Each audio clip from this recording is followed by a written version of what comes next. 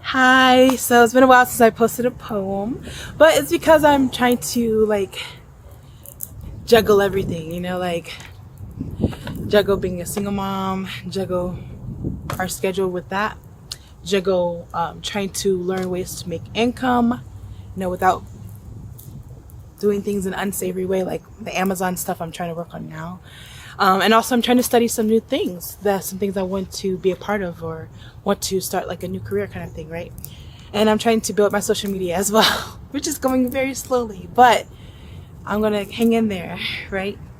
Anyway, so I'm working on a series, like a series with my poetry. It's going to be like the evolution of me from the start of when I first met my ex till now. Because I changed a lot in a lot of ways. So this is one of the poems in that series, but I'm not gonna reveal everything. I do want to have some patience and reveal it all together, but I am just wanting release some content, I guess, and so this one is one of the more sadder versions, towards the beginning, right? I titled it Red Flags by Jessiah Voné because at the beginning I ignored so many red flags.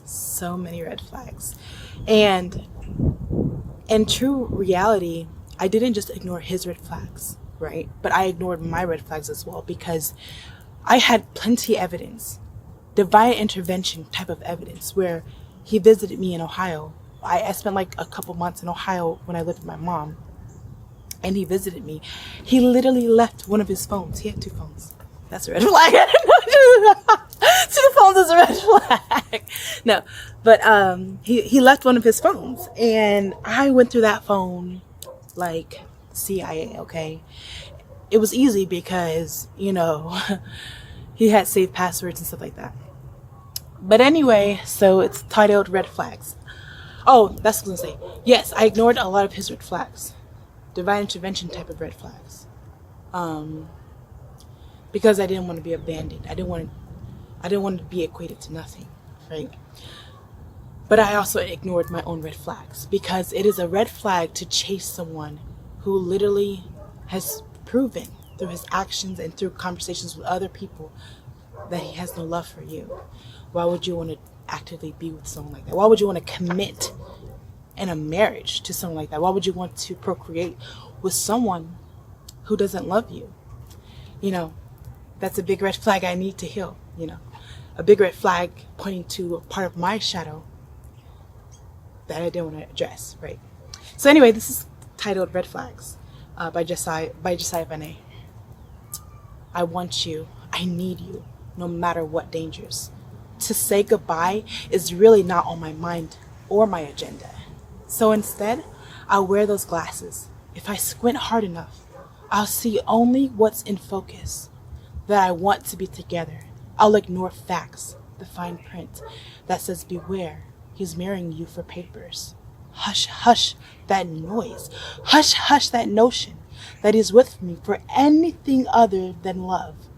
I gave myself to him. I was a virgin when I met him. So he must value me.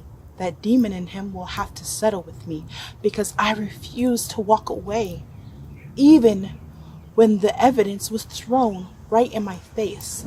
If I just love him more, eventually that love will be returned. Plus, God hates divorce.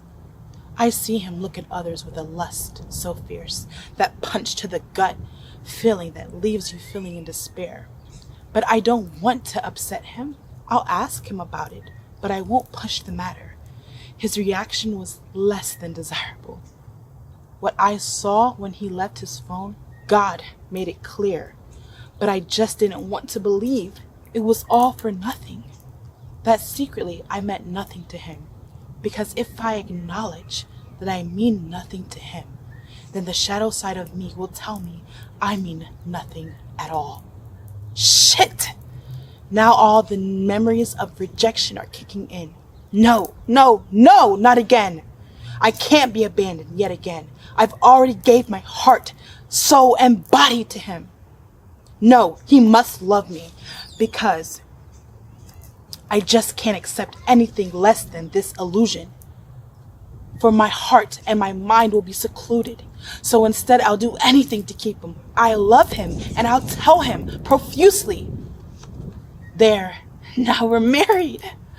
We made it past the red flags, and now we're stuck. I saw your red flags from the start.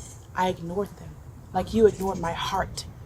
What could have been a solution would have been me addressing my shadow side, and the red flags that were revealed in me when I refused to let go. Instead of choosing myself, I chose a personal hell. All because I refused to grow and heal. I guess I'll ride these cycles like a merry-go-round, waiting for him to finally open up to me, stuck in an illusion until I finally heal.